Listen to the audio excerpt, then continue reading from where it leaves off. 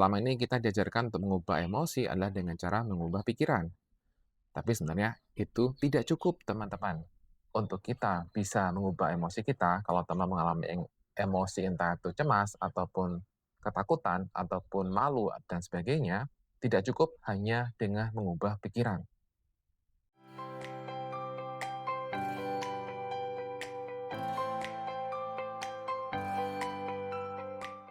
Teman-teman, tidak ada yang salah dengan mengubah pikiran supaya kita bisa mendapatkan emosi yang berbeda. Oke ya, itu sekali lagi saya bilang tidak salah, tapi tidak cukup. Kenapa tidak cukup? Karena sebenarnya kita punya bagian lain yang perlu kita perhatikan, yaitu sistem saraf. Sistem saraf itu bekerja lebih cepat dibandingkan dengan pikiran kita. Jadi ketika sistem sarafmu sudah mendeteksi adanya ancaman, adanya bahaya, pikiranmu itu lebih lambat dibandingkan dengan sistem sarafmu.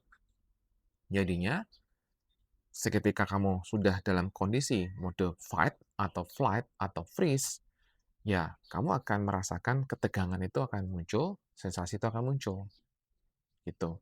Jadi yang dibutuhkan adalah selain dengan cara tadi mengatasi pikiran kamu, yang dibutuhkan juga adalah meregulasi tubuhmu, meregulasi sistem sarafmu, supaya apa?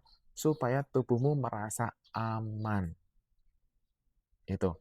Begitu tubuh merasa aman, maka kamu akan jauh lebih merasa enteng untuk kamu ke depannya. Emosimu juga akan jauh lebih baik. Tenangkan pikiranmu, Gatot Kaca. Kecemasan hanya akan merugikanmu. Waspada itu baik, tapi jangan panik. Jadi, regulasi sistem saraf ini adalah suatu hal yang tidak bisa diabaikan. Teman-teman tidak cukup untuk berpikir positif, atau misalnya teman-teman datang ke terapis, kemudian kamu ngobrol, kamu curhat, terus kan kamu curhat, kamu lega, itu tidak cukup kan? Karena kamu masih akan merasakan ketegangan muncul ketika kamu habis pulang. Kamu masih merasakan ketidaknyamanan di tubuh kamu, sensasi. Jadi kamu merasa, loh, kenapa lagi nih? Atau misalnya kamu ke dokter, kata dokter kamu sehat, kamu aman. Tapi ketika balik, kok masih ada sensasi lagi? Ya itu karena di dalam tubuhmu itu kamu belum merasa aman. Jadi ketika kamu ke dokter atau kamu ke psikolog atau ke teman siapapun itu, kemudian kamu dikatakan aman dan sebagainya, oh kamu ngerti, kamu paham, tapi tubuhmu tidak paham. Nah, ini teman-teman, makanya ditambahkan adalah regulasi sistem saraf. Kita tidak bisa sekedar hanya berpikir untuk membuat kita tidak cemas, tapi kita juga butuh menenangkan tubuh. Kita butuh regulasi sistem saraf. Poin selanjutnya teman-teman, kita perlu ada keseimbangan antara sistem saraf kita. Jadi, ada sistem saraf simpatis yang membuat jantung kita berdebar kencang, kemudian nafas kita memburu atau pendek, kemudian kita jadinya keringatan dingin, dan kemudian membuat kita tensinya kemudian bisa naik karena ketegangan ini. Kemudian ada juga sistem saraf yang kedua, parasimpatis, yaitu yang membuat kita itu jadi lebih rileks, jantungnya berdetak lebih slow, lebih lambat, nafas juga lebih enak, lebih lambat, lebih panjang, seperti itu. Itu adalah parasimpatis. Sering diibaratkan bahwa saraf simpatis itu adalah gas.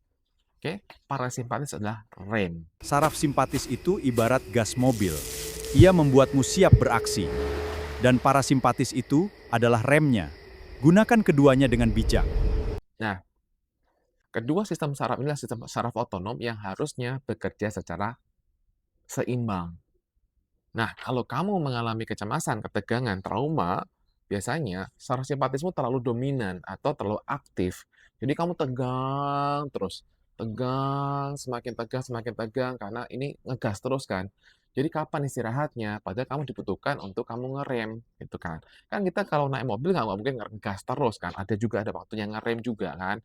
Nah, keseimbangan itu dibutuhkan. Begitu kita bisa menyeimbangkan kedua saraf ini akan kamu jauh lebih tenangan. Jadi kembali lagi, berpikir positif tidak cukup. Yang ketiga teman-teman, untuk melepaskan ketegangan-ketegangan, itu kita bisa melakukan gerakan-gerakan. Nah, berkaca dari hewan-hewan, ya, hewan itu ketika menghadapi ketegangan, kemudian setelah ketegangannya lewat, dia kemudian shaking. atau beruang kutub itu. Kemudian ketika ada beruang kutub yang kemudian ketika dikejar, kemudian dia selamat, setelah selamat kemudian dia shakingkan badannya. Nah, berkaca dari itu bahwa bahwa hewan pun ketika ada ketegangan, kemudian dia releasing ketegangannya. Nah, mereka dengan cara menggetarkan tubuh. Manusia juga sebenarnya bisa, teman-teman. Jadi, kalau kita tegang, harusnya kita tuh punya waktu untuk kita merilekskan tubuh kita. Nah, inilah yang penting. Jadi kenapa? Karena kalau ketegangan itu terus ada, jadi ketika kamu dimarahin atasan, kemudian kamu tegang, dan tegang itu kamu nggak rilis, itu akan tersimpan dalam tubuh. Kebayang nggak sih kalau kamu terus ada atasan tiap hari marah, kamu terus tegang, dan kamu nggak bisa rilis, yang terjadi, ya kamu akan semakin stres kan, tegang kan, karena kamu nggak ada kesempatan untuk merilis itu. Nah, salah satu cara lain yang juga dilakukan untuk bisa melepaskan tegangan adalah dengan cara shaking atau getarkan tubuh kamu. Makanya di video saya sering katakan shaking, shaking, getarkan tubuh, gitu. Nah, cara lain juga bisa menggunakan dengan olahraga. Maka itu kenapa ketika kamu cemas, kamu mengalami trauma, akan sangat baik ketika kamu bisa olahraga, olahraga apapun. Atau kamu juga bisa melakukan yoga, karena itu melepaskan ketegangan yang ada di dalam tubuhmu. Hal keempat yang perlu kamu pahami adalah ketika banyak ketegangan-ketegangan yang terperangkap dalam tubuh, emosi-emosi banyak terperangkap dalam tubuh, itu akan menyebabkan ketegangan-ketegangan. Sehingga ketika itu semakin terjadi, kamu akan mengalami ketegangan yang akut. Sehingga kamu akan sering kali akan merasakan sering capek, tapi sudah istirahat tetap aja capek. Udah istirahat, udah makan protein, udah makan sayur, udah banyak, tetap aja capek. Kamu akan sering merasakan ada rasa kayak sering flu, padahal sebenarnya nggak ada flu. Emosi-emosi yang terperangkap dalam tubuh dalam bentuk ketegangan itu membuat hormon stresmu terus ada.